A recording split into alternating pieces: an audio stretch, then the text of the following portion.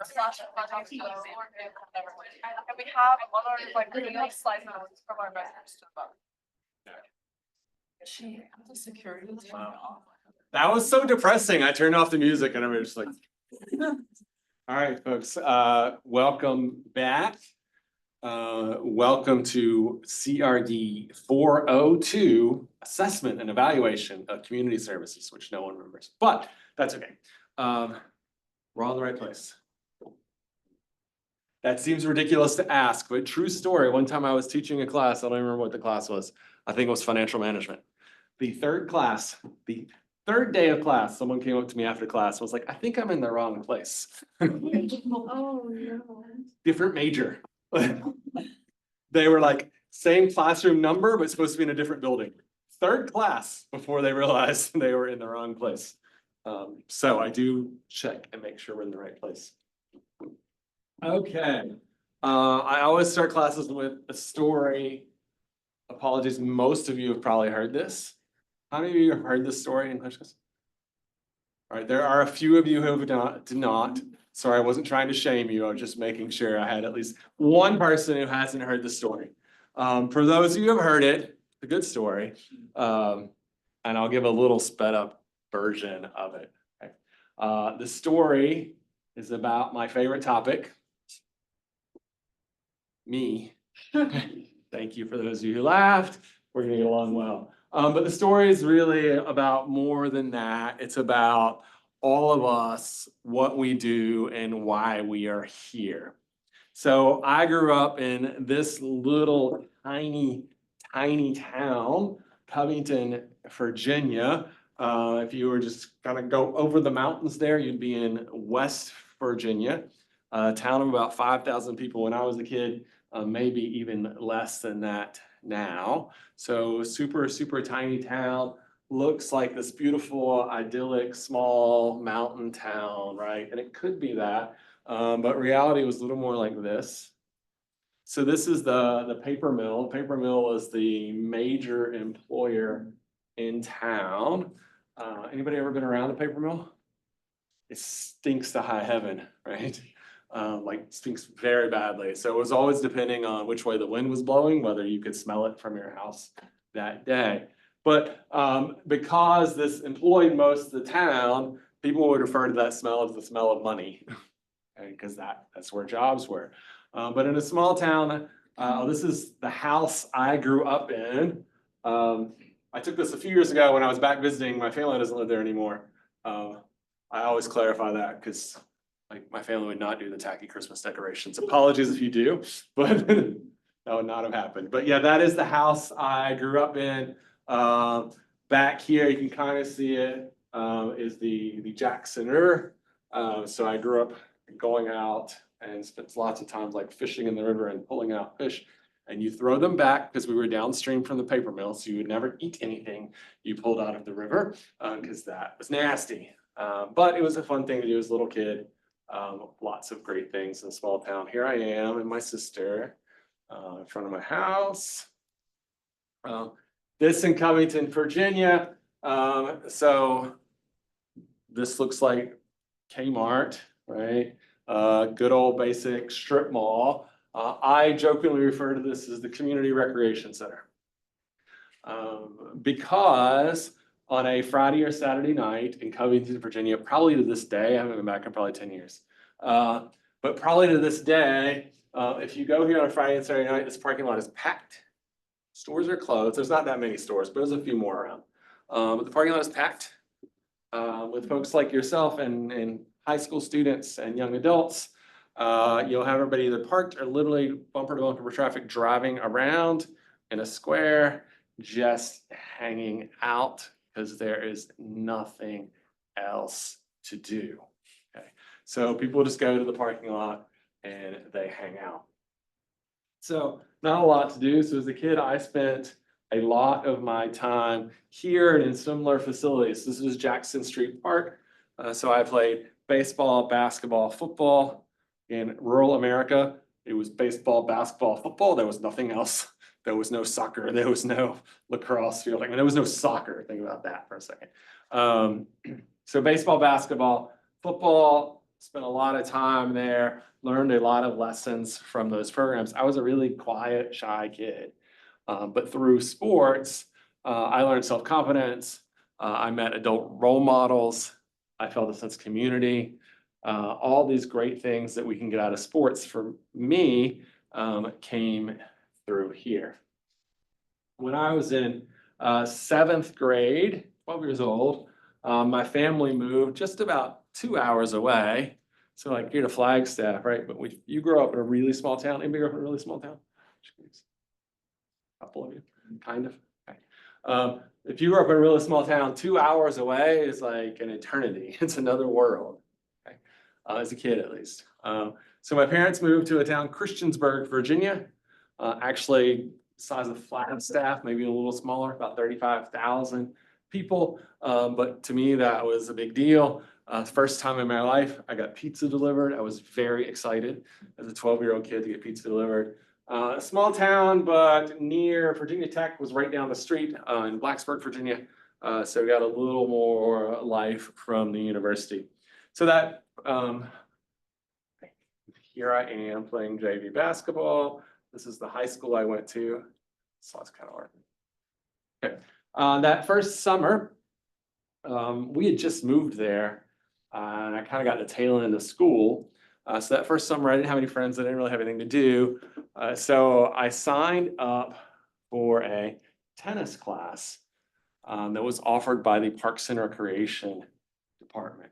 Now, for me, growing up in rural America, especially, tennis was like this crazy rich person sport. Like I didn't know anything about it.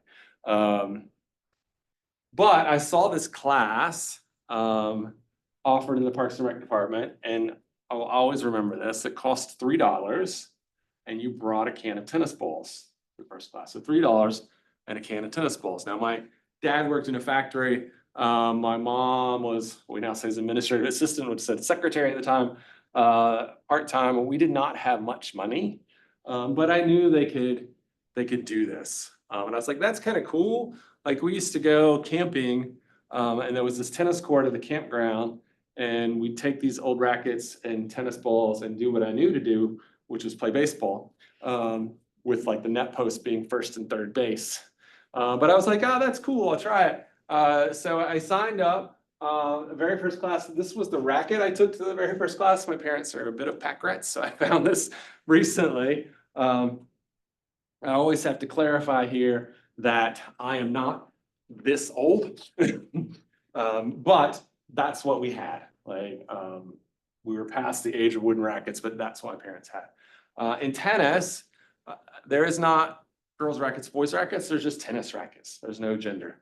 But this racket had a professional female tennis player's name on it, Yvonne Goolagong, and had her picture here. So my dad painted over her picture this little blue square, so that I didn't think I was playing with a girls racket when I went to tennis class. So I went to this tennis class. It turned out I was pretty good at it. I played high school tennis, was good, played number one on my club team in college. And then I'm just going to fast forward quite a bit, but from that tennis class that cost $3 and a can of tennis balls, completely what I didn't know then would completely change the course of my life. So since then, okay, I now have a leadership position with the United States Tennis Association. Nice Tennis Association, the national governing body. It's a $500 million organization. As a result of that role, every year I go to the US Open Tennis in New York. I will actually go, it's coming up soon. I get to sit in the president's suite, usually for a couple matches. I've been in there with folks like Oprah Winfrey, Lin-Manuel Miranda, Dick Vitale for my sports folks.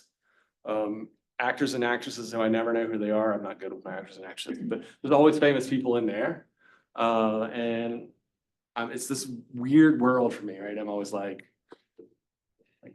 who am I and where am I? This isn't how I grew up. I have like photo credentials, and I literally, I mean, not kidding, I am a VIP there. I've had people like, security will wave me past lines and stuff, and I'm always like, like, yeah, you come through this door, and I'm like, are you sure, me? Like, I'm not important. But all that again, from the tennis class. If you go to the grounds, the US Open in New York, you'll actually see my name on a plaque as a thank you for service. I also worked at a Parks and Recreation agency I ran a lot of sports programs, including our tennis programs. We won some awards. Nonprofit folks, any nonprofit folks in here? They're usually in the spring. Anyway, I founded my own nonprofit organization in Washington, DC that did tennis programming there. Some kids in our program. I go to resorts, nice resorts every year, paid for by the United States Tennis Association. I was literally in the halls of Congress. This is the halls of Congress, Washington, DC. We set up a little tennis racket and a foam ball and played tennis and talked to Congress people and staffers as they walked by. And yeah, it's a really kind of crazy world I get to live in when I step into that role. Now, I don't tell you this to tell you like, look how cool I am. Although that's a bonus if you take that away too, I'll take it. But really, I tell you this just as an illustration of the power of what all of us do in this major to change lives. For me, it was a sports program. It was a Parks and Recreation program. It could have been anything else. It could have been a therapeutic rec program. It could have been a trip I went on. It could have been a nonprofit that I interacted with. That's what we, and I say we, meaning you too, right? Because many of you are already starting and are certainly going to be in these types of fields that change lives. And I say it repeatedly, and I always mean it, and I never want to be flippant about it, because what we do in this field is change the world, one person at a time. Okay? And so that just happens to be my story, but you're going to have your story too. So what I've experienced teaching this major for a few years now is that most of you already have your story to some extent. You're maybe not hanging out with Oprah Winfrey yet. By the way, I was too scared to talk to her, but she was really close. My wife ends up talking to the celebrities because, yeah, anyway, that's another story. So you have your reason that you came here. Yeah, maybe the math requirements aren't the same as the business school. Maybe you just stumbled upon it and you're like, I like sports, or I like parks, or I like traveling, which is awesome. Okay. But my guess, even if you have to stop and think about it, is there was a program, a trip, a nonprofit, some interaction you had that you're like, I want to do that. I want to be part of that. Okay. I want to run things like that. I want to make differences in people's lives. So what I want us to take a few minutes and do, I'm going to ask us to just pause for like 30 seconds and just think to yourself what that story is. And then I'll have you share with each other. So just 30 seconds, just think about it in your head, just quiet, go.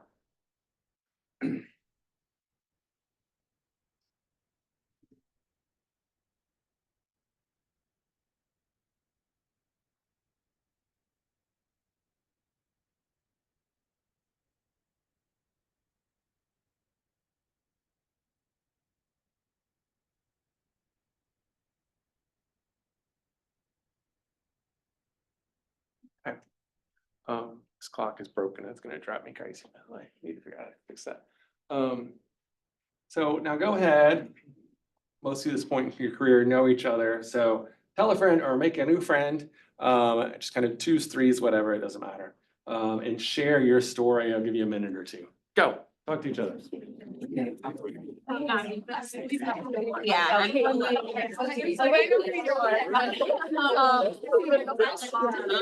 Yeah, sure. I've listened to my dad. He came to And I find it like.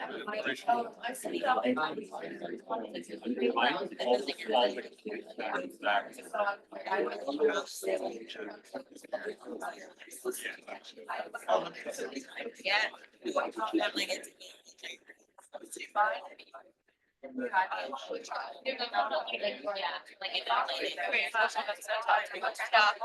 Yeah, mine is selling more towards like tiny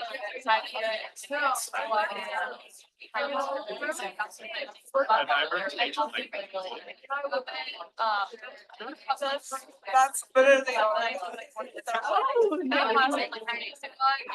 was like, this is such like. I know.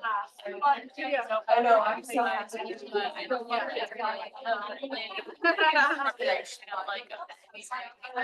pretty fun. Going there.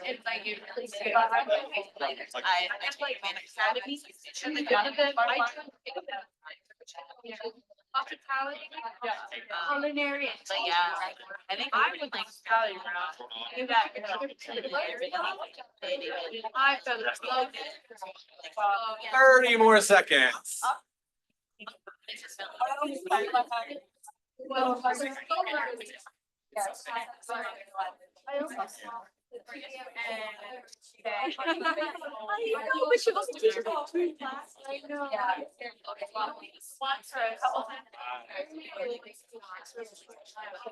And if you can hear me now, clap twice. All right. You know those first day things we're all trying to figure out, especially like a new classroom. So my favorite place to teach is to like sit down on one of these, and it doesn't exist. So I might yank one of those out next classroom. So now I just feel like I'm pacing unnaturally. So I'm gonna try to. All right. And that's not gonna work. I would love to hear a couple stories, just because I like hearing them. Like they motivate me. If you're someone who hates talking in class, I understand. That was me as a student. And so what I will tell you, I'll give you a bit of a guilt trip. You are actually depriving your classmates of learning from you. When you share, and you may not think it's that important and it's scary, you're actually giving a gift to everyone else. So it's not just like you're the teacher's pet or whatever, like you're actually giving a gift to everyone else. So I just say that as an encouragement. And yeah, that was me. So I get it. Like I hated talking in class. I hated being called on. I still hate like introducing myself. Believe it or not, I stand up here, right? You think that's crazy, but I hate when it's in a meeting and everybody goes around and introduces themselves. I'm like, oh, anyway, off topic. All right, so one or two, would someone be willing to share? Yes, Emma. Yeah. Thanks. So I'm a tourism major, but I actually was originally an accounting major.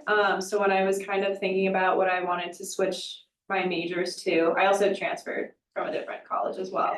But my mom, when she went through college, she was a hospitality major and would always talk about, you know, how nice it is to be like engaged with guests and the ability to travel. And I think that was a really big influence in me choosing this as a major because I'm more focused on like the hospitality side of it. Yeah, but yeah, travel is impactful to all of us. Yeah, great. Thank you for sharing. At least one more. I'll take more, but I just blanked. It starts with M. It's not Maggie.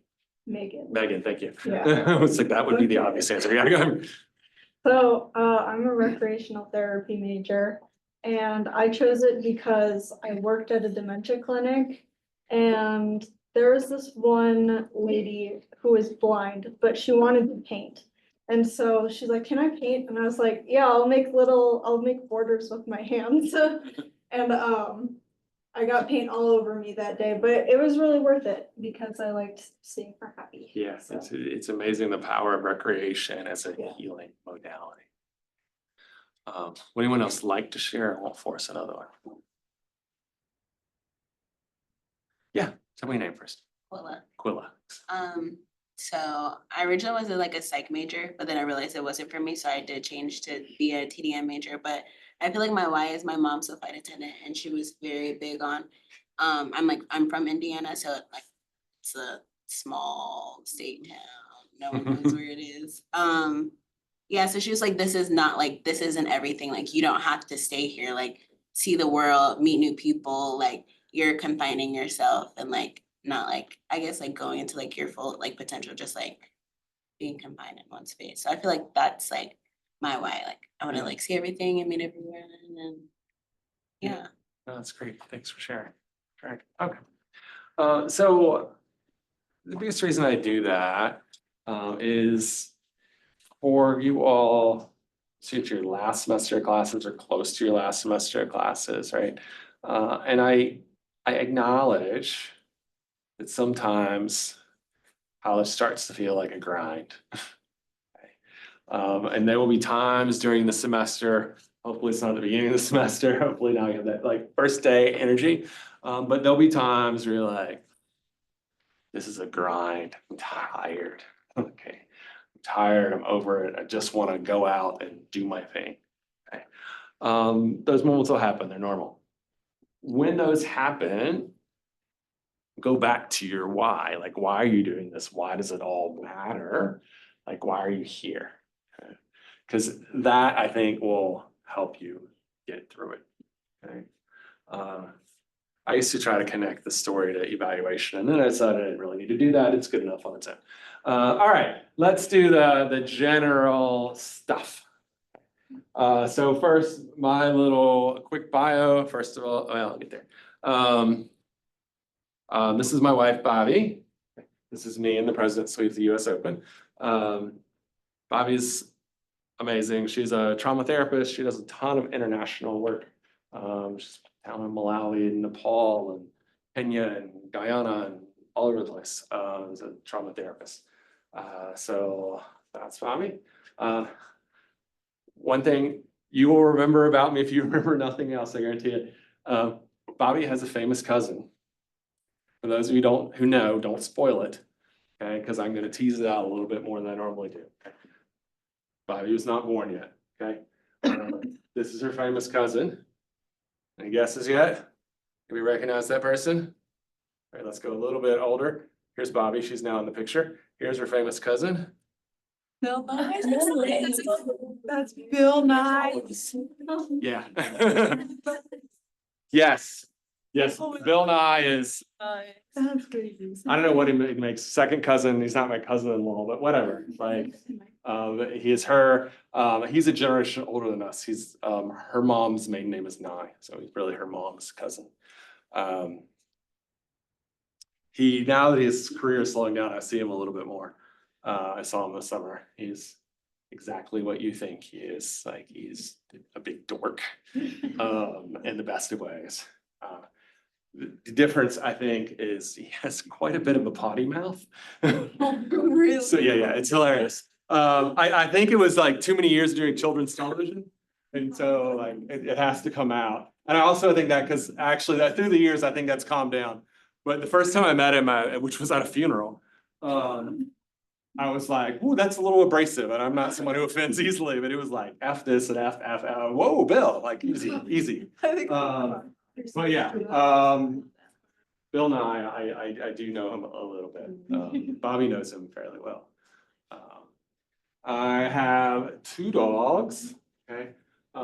This is Brooker Box. He was a rescue from a fight ring. He was a bait dog in a fight ring. This slide's actually a little dated, but I wanted to leave it up because it'll make part of the story. So this was my slide from January. Because I said maybe another dog. So this was Lyra, literally the week before classes started in January. We picked this little dog up off the street.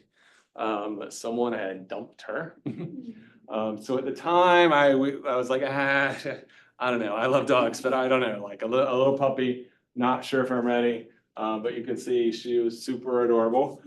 First time I took her to the vet, we took her in my shoebox. So this was January. This is July. Oh, wow. She's a big girl. And she still has all that puppy energy. I took this morning. I just took a picture of her face in my sandal. Yeah, living a tough life after getting dumped on the street now. She's and still growing. She's a big dog. But now she just learned, like I tell her, I say, hug, and she puts her paws up on me and I pick her up. Anyway, that's Lyra and that's Bricker. They're really cute and she is a crazy puppy. I have lived in Virginia, Maryland, Washington DC, North Carolina, Utah. Now it's actually my second stint in Arizona. Obviously here, and then a while ago, I lived up in northern Arizona on the Hopi Reservation. I mentioned my wife's a therapist, so she was there. I was telecommuting to a job in DC. People sometimes ask me which is best. They're like, they're all different. Like I love them all. They're all different. I live in downtown Washington DC. Before academia, so before being this professor thing, I did work for a Parks and Recreation agency in Arlington, Virginia, which is basically Washington DC. If you cross the bridge, you're in Washington DC. Arlington has the highest per capita lawyers of any county in the nation, which made for very demanding parents if you're working in Parks and Recreation. Prior to that, and one day inevitably I'll tell you my career story, but it's never planned, it always just comes up. Prior to that, I did executive pay consulting. So I had a very corporate job. We worked with companies, like Disney was a client to help them decide how much to pay their CEOs, their CFOs, et cetera. At the time, because I had 2 lines for what I did. I told you my wife's a trauma therapist, a social worker. So one line I had was I pay the bills and she saves my soul. The other line I had was I make rich people richer. Essentially what I did. So I got out of that and now I do meaningful work. I founded my own nonprofit organization. I mentioned that briefly. I've alluded to this already, but I have a leadership position with the organization that runs the highest attended annual sporting event in the world. So here's your trivia for the day. Okay. Highest attended annual sporting event in the world. I'd ask you what it is, but I've already kind of given away the answer, right? It's not the Super Bowl. It's not the Olympics, but that's because the Olympics isn't annual. It's every 4 years. Same with World Cup. Okay. It is the US Open tennis tournament. They draw almost 1 million people. And I'll be there in about a week and a half. Okay, my name's on board. For my tourism folks, I feel like I need to give you my credentials.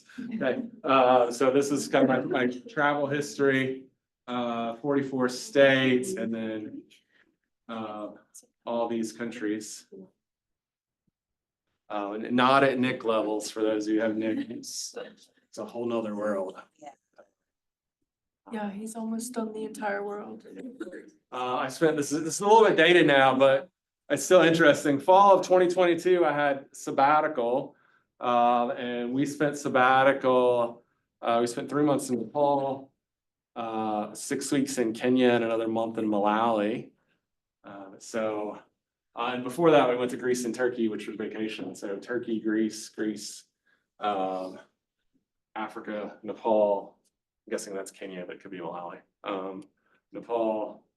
My favorite part of travel, I love taking animal pictures. That's Nepal. I think that's actually Thailand. I love animal pictures so much. I have like 4 slides of them, so bear with me. Little baby bear. This is mostly, when I was at Utah, we would go up in the Tetons a lot. So you get, that's Glacier National Park, mountain goats.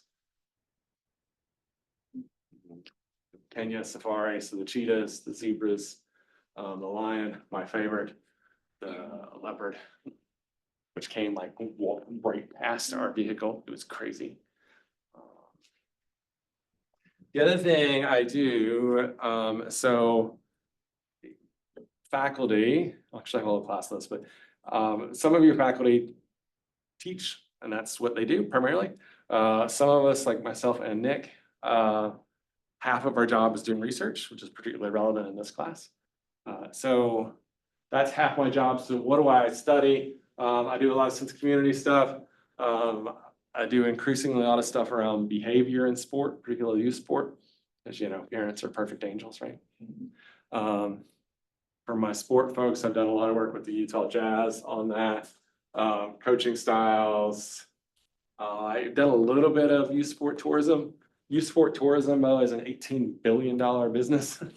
There's a whole term for it, a tournication, right? So you go to your kid's youth sport tournament and you make it a vacation.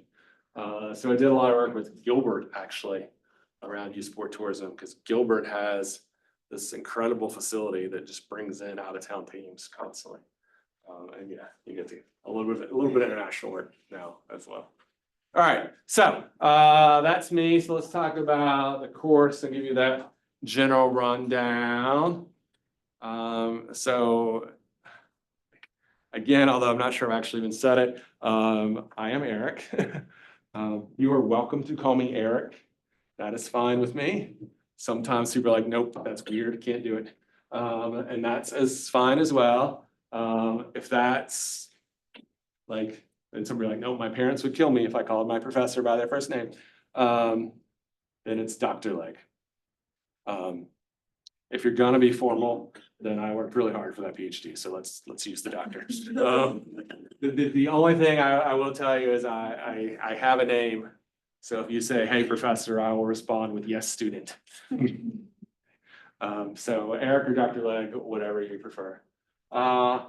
Office hours, which is kind of this outdated concept, or I don't even know why we say it. But I'm always available after class. I don't have anything after that. And I'll show you on Canvas. You can always just book a meeting with me directly. I think most of you are used to doing that now.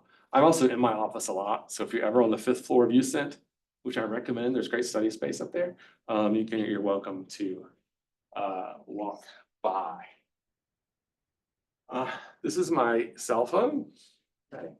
And I'm actually gonna, again, pause for a moment and suggest that you put this in your phone.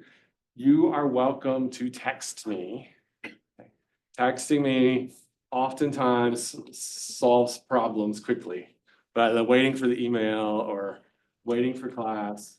So if it's like, hey, I'm running late today, or oh my gosh, I was in a car accident, I'm not gonna make it to class, or I'm really confused on this assignment, text me.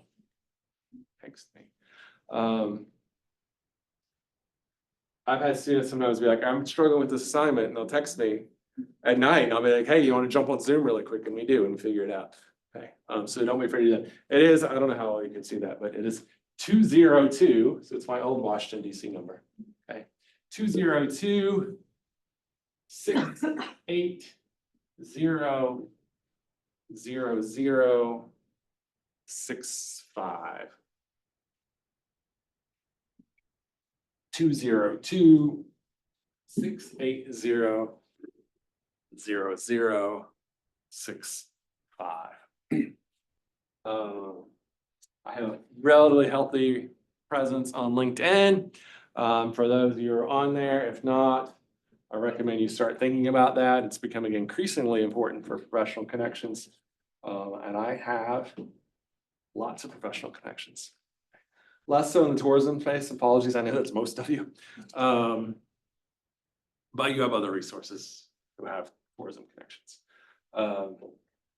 But I do, some of you know, I have a podcast with alumni about their career, and so we'll get tourism folks on there, and I usually think that.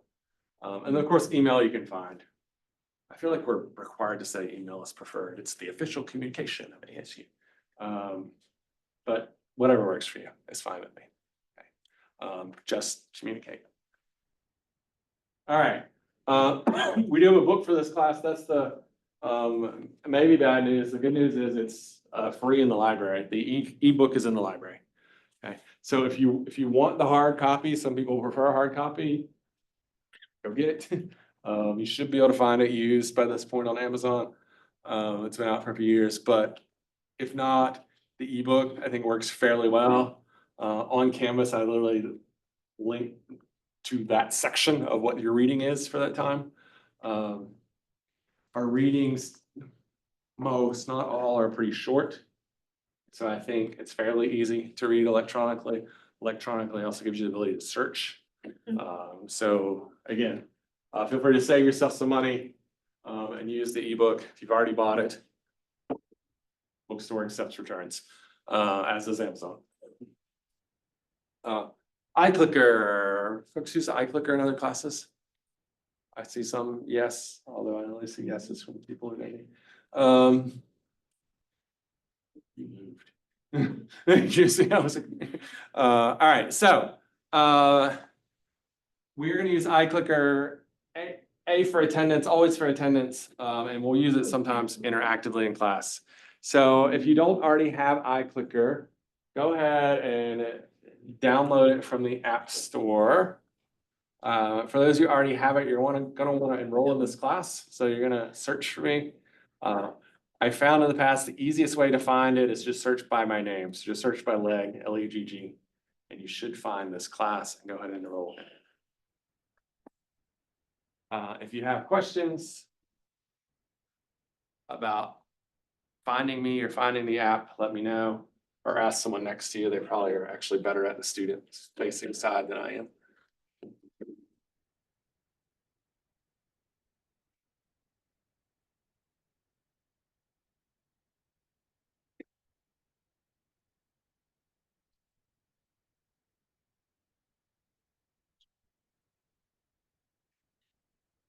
Give you a couple minutes. If you've got it, feel free to chat while we wait on other people.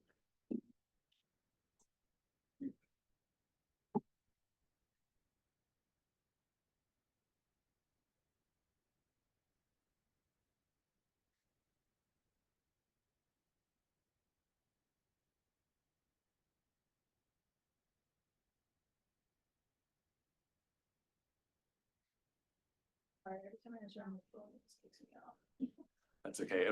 It guaranteed to happen at sometime this semester because it happens every year. I'll be lecturing and then I'll get my phone, I'll pick up something and it'll say, I'm sorry, I didn't understand that. Which as I'm like trying to explain something is always perfect timing. I find my watch. If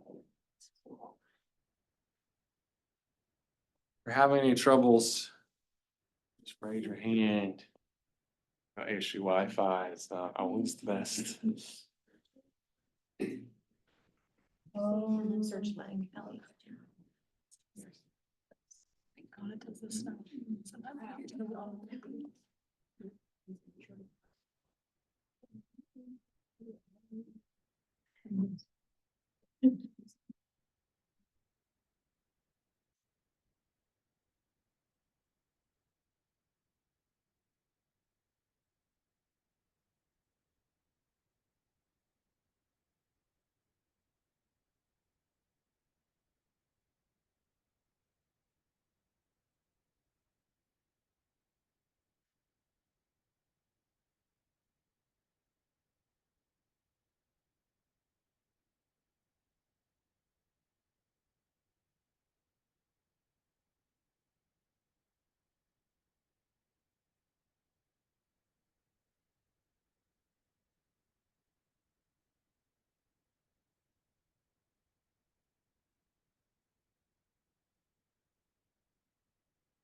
We need more time? We good? We found the class? Right. We're not gonna try because I forgot to launch it, things that it. All right, we'll deal with that on Tuesday. All right. I want to talk about for a few minutes about my expectations for this class. I no longer put this on the syllabus, but it's still important to me. So much so that I'm actually gonna read it to you. So these are my expectations for class. Remember, I'm a sports guy, so I have to put it in sports language. I expect you to hit a home run every time. Nothing less. That's the key part, so I'm gonna repeat it. I expect you to hit a home run every time. Nothing less. That is my expectation to you. What does that mean to you? Someone wanna tell us what that means to you?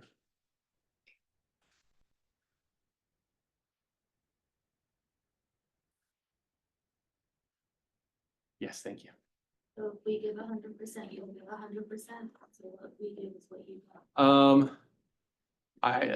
That's a good answer. I hadn't heard that interpretation of 4.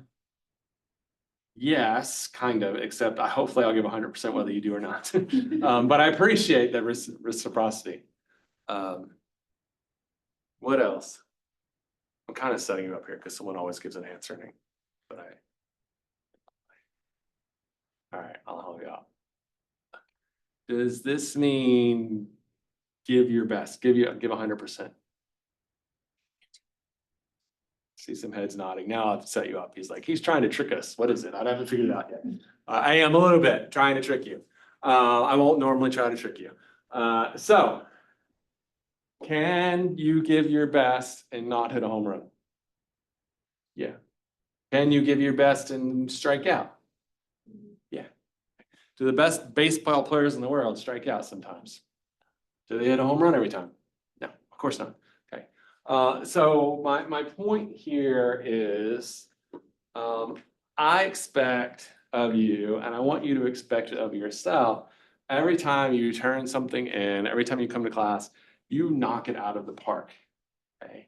You do this amazing job. I expect when I get an assignment from you, I'm like, I've never seen something this good. Okay.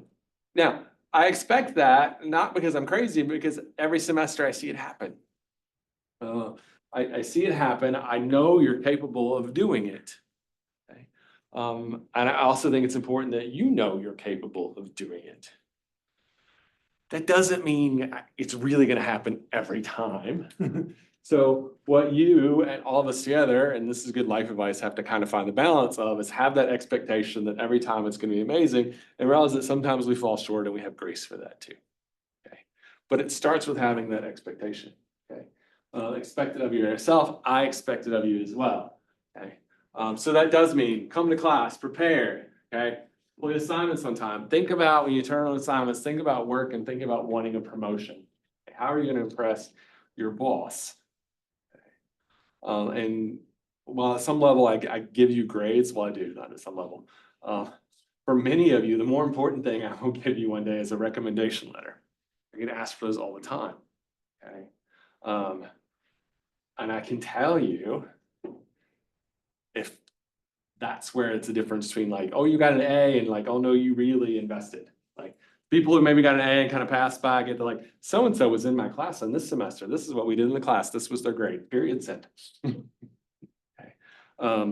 Folks who really went out and like really showed up, get these lengthy glowing recommendation letters. And by the way, when I write those, you'll know it because I always give you a copy too. Which maybe is a warning if I don't give you a copy. So sometimes there's some in the middle, right? Sometimes there's some in the middle. Okay. I expect your honesty and respect of me and your classmates. This isn't a controversial class, so we won't have any of that issue. But I do expect your honesty, and there's a really practical reason for that. It's because I'm not kidding. I'm really gullible. Like, not kidding, I'm really gullible. By the way, did you know that word gullible is not in the dictionary? And those of you who believe me are also gullible. But like, if you come to me and like, this is it, you will not believe it. Third time this month, my dog chewed through my computer cord. I mean, oh my God, are you kidding? So like, just don't put me in that situation to look stupid. Okay, don't make me look stupid because I will believe you. Everything is figure outable. Everything is figure outable if you talk to me and if you're honest with me. Like, we can figure it out. I promise you, we can figure it out. But you've got to talk to me. Okay. That can be an email, that can be a text, whatever, but you've got to communicate with me. Everything is figure outable. Okay, I've had expectations because I know you can meet them, but I'm here to help always. You will find out over the course of the semester, I love this stuff to a ridiculous degree. I am not shy. My other classes know it. Some of you are in my other class. This is my favorite. Okay. And everybody knows it. You will know it for sure. Okay. So actually, the risk if you come to me for questions is I may give you more than you actually wanted, which is an okay problem to have.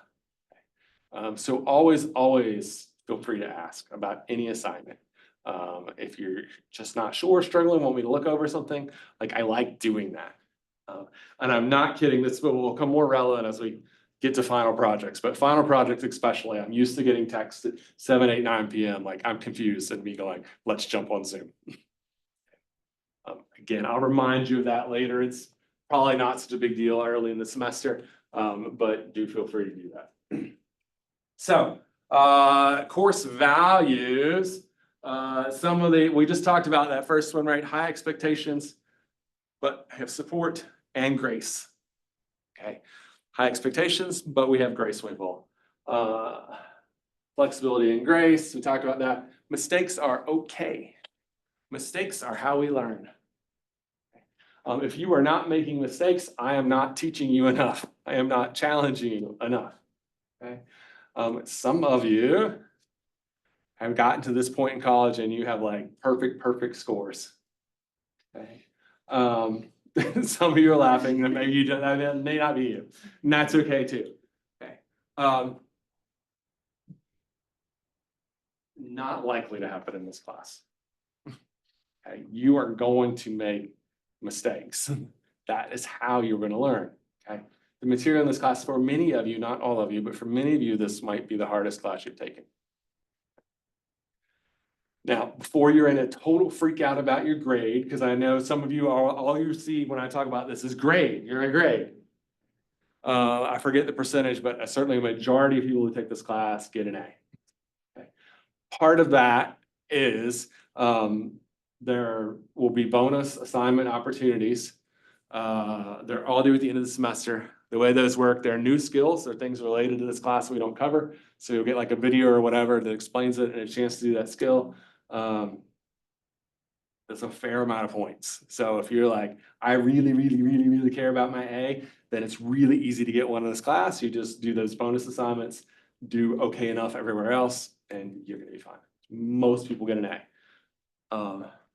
And it's okay if you don't. Okay, mistakes are okay. Communicate. We talked about, I'm gonna go back to prioritize learning and that's go to mistakes, okay? So the thing I often say in this class, I probably shouldn't put it in writing because it sounds terrible, but I did, because it'll become this running joke. I don't care about your grades, okay? And I don't mean that in like, I don't care about you and I'm trying to fail you. I want you to get an A. I want everybody to get an A. I hope you do, okay? What I care about though is you learning, okay? If you want to get an A and that's important to you, great. Do those bonus assignments. Ask me for help on every assignment. Do every assignment early and turn it in. I'll look it over.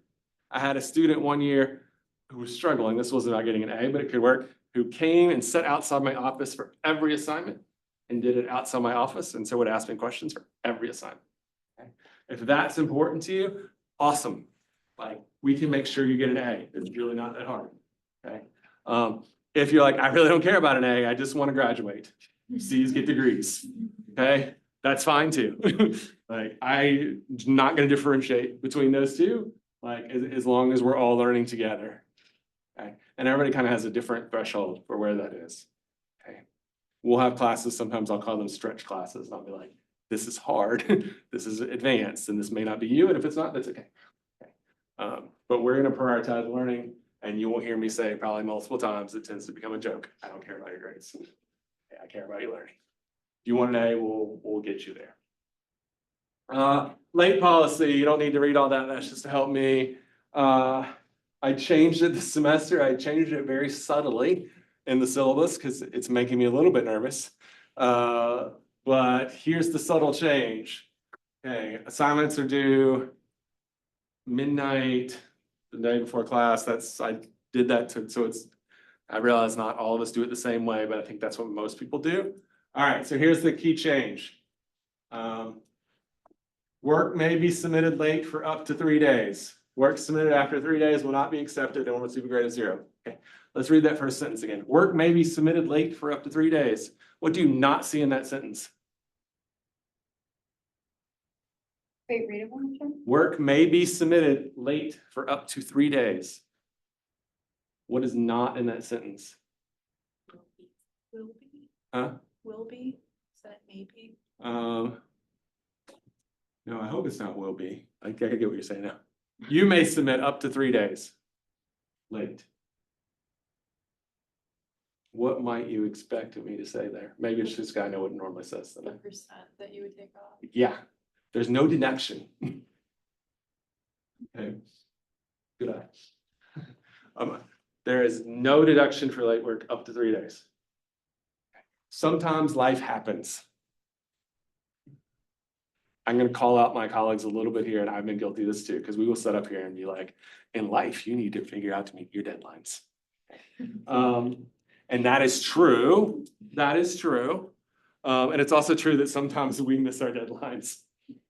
Because we're human and things get busy and life happens. Okay. Yes, there are times we're like, nope, absolutely, this is the period. You have to get it done by this point in life. And you do. Okay. But sometimes life happens and whatever. Okay.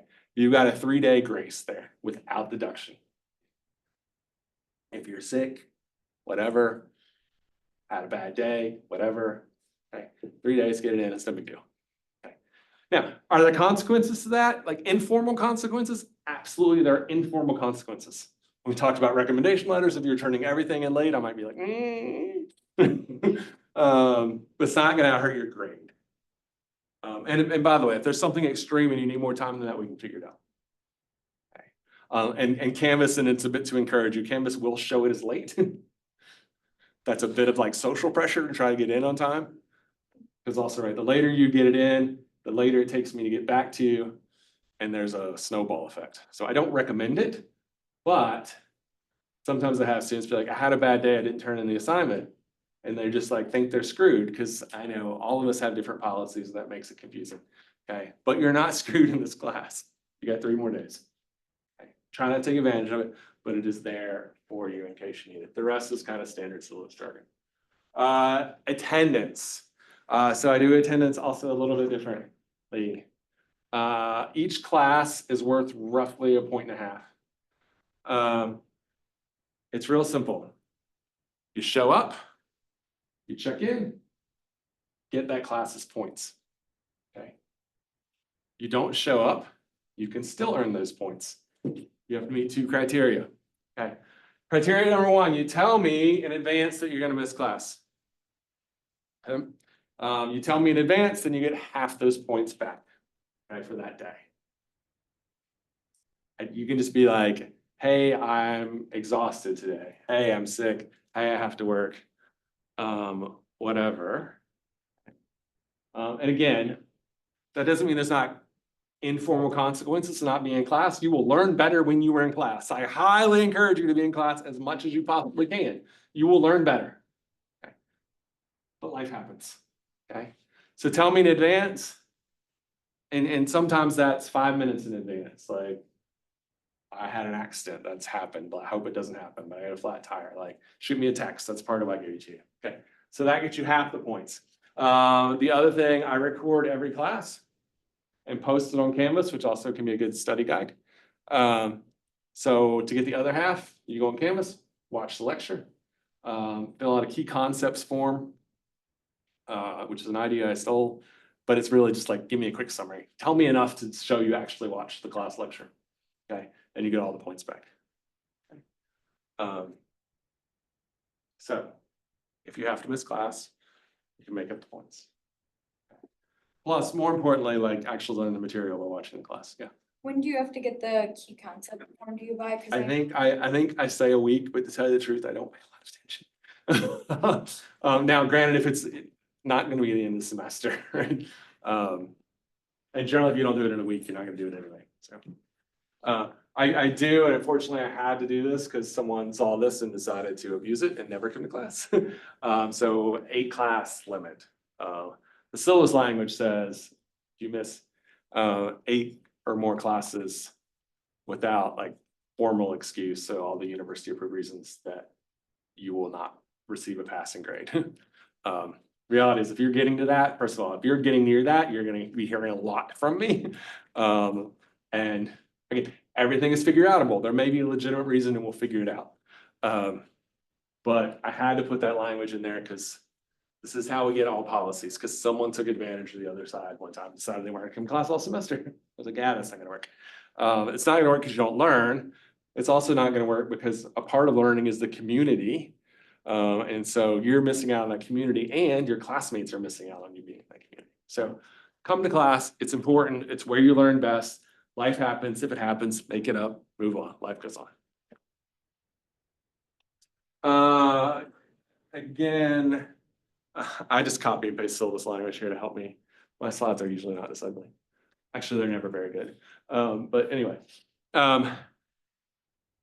there's a time and place for electronics. Computers will use the phones for iClickers.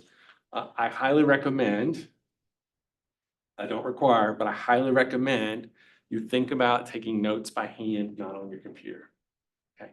There is a ton of research out there that says when you take notes by hand, you learn it better. Okay. And the reason for that is because you can't write down every word I say. I talk fast, it's a problem. I try to slow down, I know.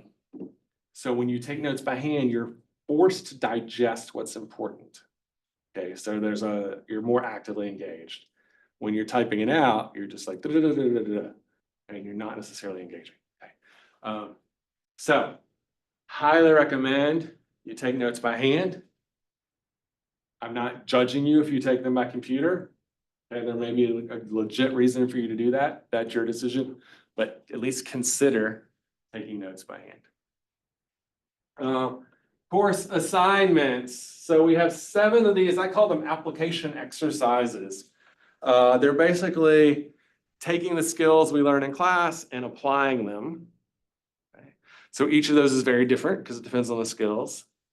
We have 7 of those. I break them down into 2 categories. Level 1, which are a little bit harder, a little more points, and level 2, which are a little bit easier, 0 points.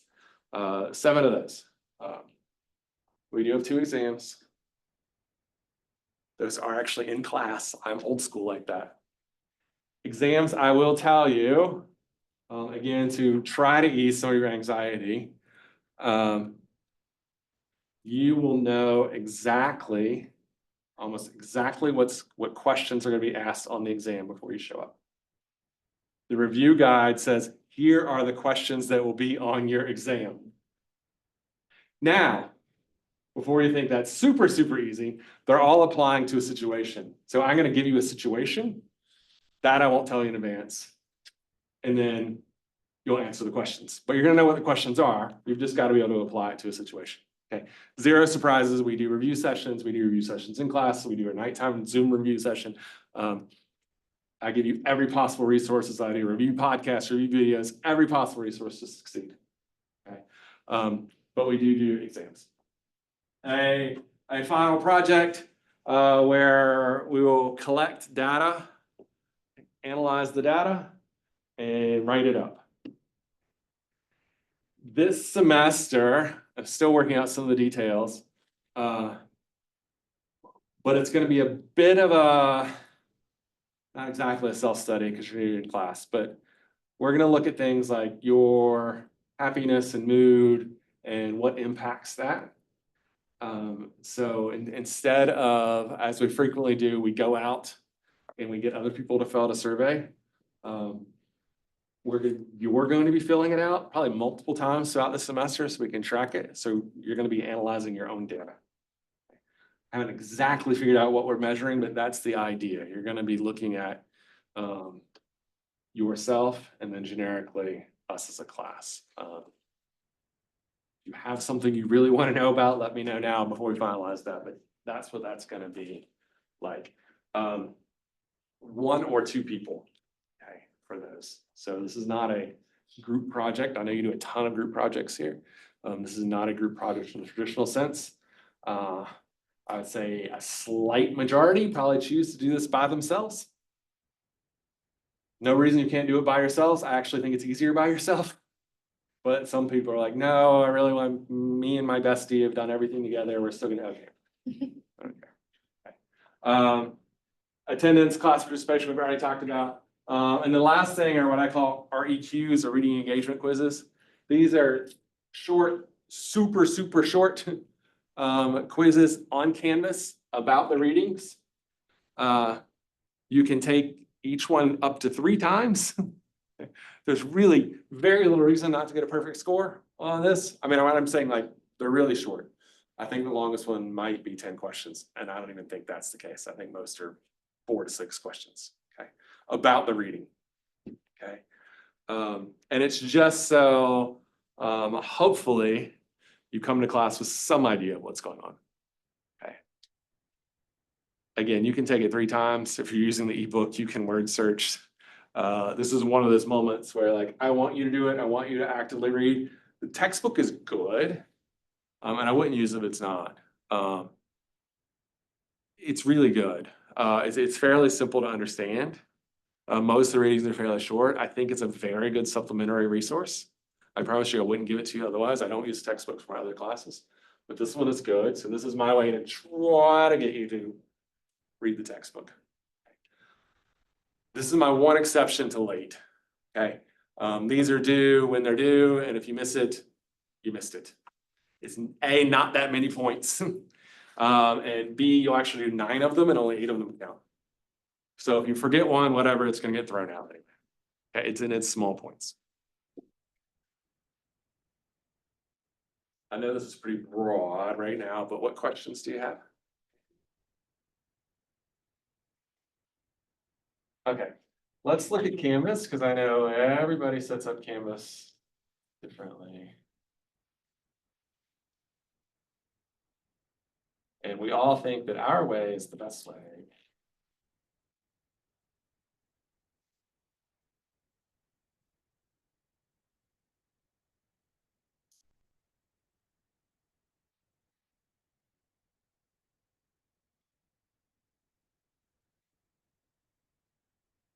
Okay, here's how I have it up.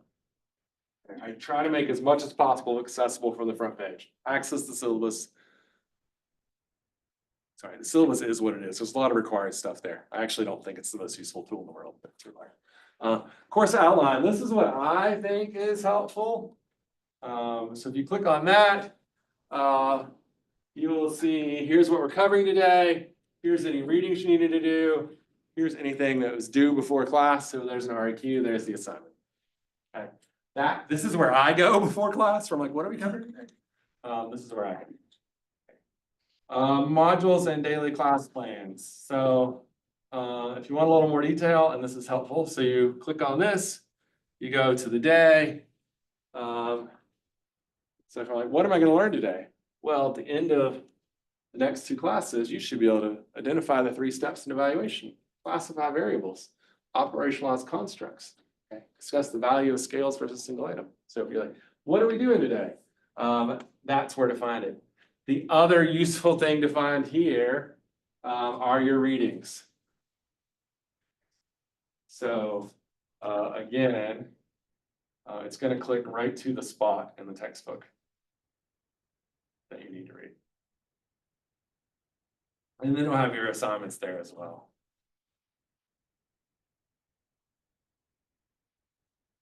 Lecture slides and class recordings. I do post lecture slides after class. Okay, so not before, after. I'll put them up here and I'll put the recording, which inevitably doesn't work the first day because I didn't figure something out. It was every room was different, but it's a generic day. If it doesn't work, or I hit forget record, nice things I've taught this class enough, I just put a similar lecture up there. Okay, but those will be there. I just put these up here now. These are little audio reviews of concepts that will come in useful later. Key concepts forums, we talked about that if you missed class, and then if you want to schedule a meeting with me, again, I think you all are fairly familiar with Calendly and such tools. Yeah. Okay. That's Canvas. Questions about how Canvas works? I sent out an announcement about oh, here's this more about you optional quiz. Someone told me you couldn't find it. And it's probably not in a really obvious place.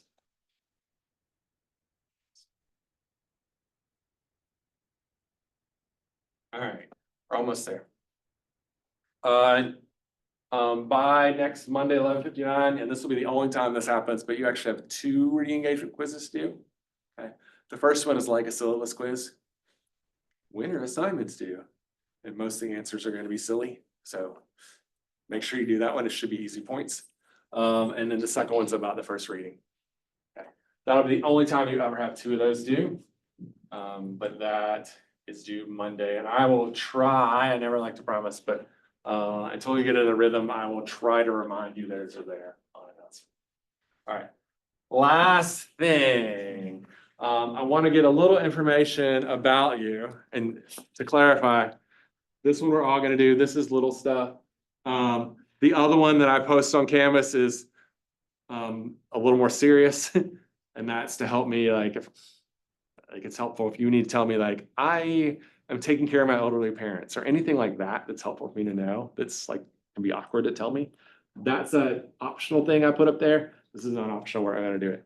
I'm gonna give you a QR code in a second. But here's what I wanna know. Name, walk-up song. So walk-up song, I realized last year not everybody knows what this is. So think about, for me, it's sports. So think about you're walking into your sports stadium, you're walking graduation, whatever. You're walking up to your big moment. What song is playing? Okay, what is your walk-up song? I actually have mine. I play at the beginning. You don't know it's My House. Okay? It's my class walk-up song. So I play that at the beginning. So what's your walk-up song? What do you want to be when you grow up? Things you're passionate about, something interesting about you, and something about yourself that you are proud of. I may use these, okay? So don't put in anything here that you're not comfortable being shared. The other one, put stuff that you don't necessarily want shared, but here, don't put anything you're not comfortable being shared. Okay, I'm gonna give you a QR code. Well, I'm just gonna give you a QR code. Let's do that.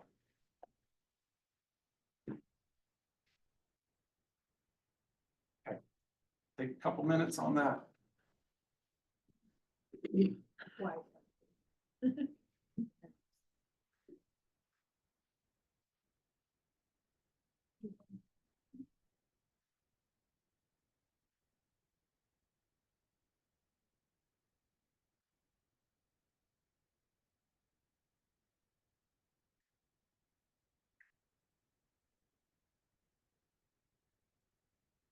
The walk-up songs, I will make a playlist and it'll be what's playing when we come into class, so consider that when you, oh yeah, I should say, if it's really, we'll do a little bit of explicit lyrics, but if it's too many, I won't put it.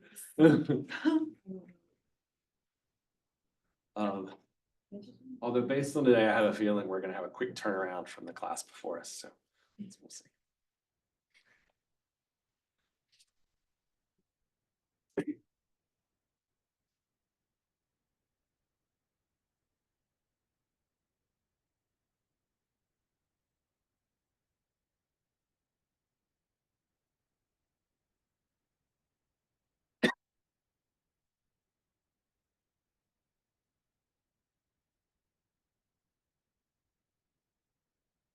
This is also gonna be our attendance check for today. So if you're tempted to just like blow this off, you're gonna, especially because I don't know you yet, so. Once I get to know you,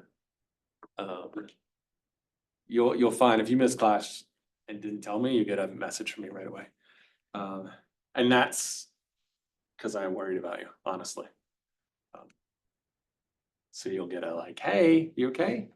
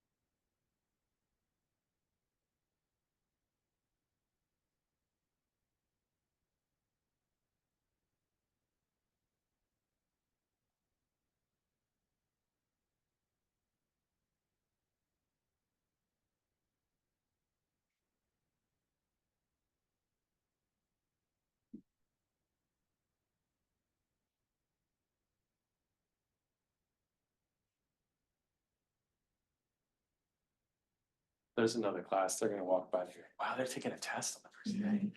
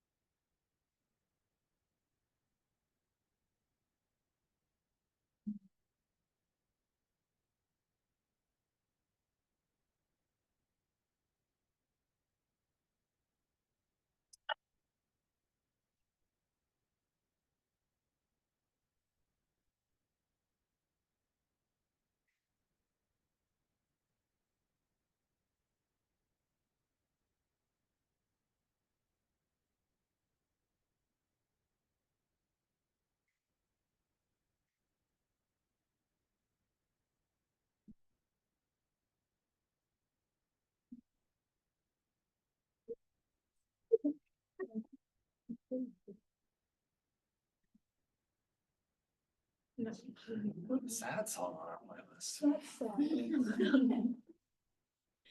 I used to just do this as like, give me your favorite song, and it was like, it'd be too slow sometimes, so now it's like, walk up song. Like, we need energy before class, not something sleepy. Is it a Maui song?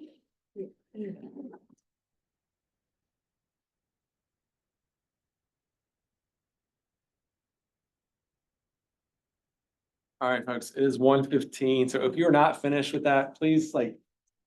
Just step out and finish it, ASAP, otherwise I'll probably vote you later.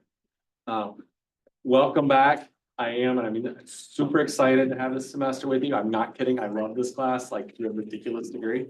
So hopefully at least a little bit of that will rub off on you, even if you're like, this sounds terrifying, it's not, I promise. You're gonna be just fine, I promise. Have a wonderful weekend. I will see you next Tuesday. Thank you.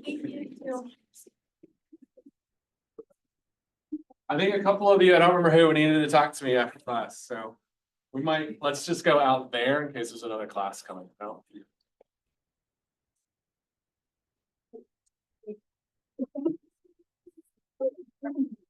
I don't know why. Are you one of those people?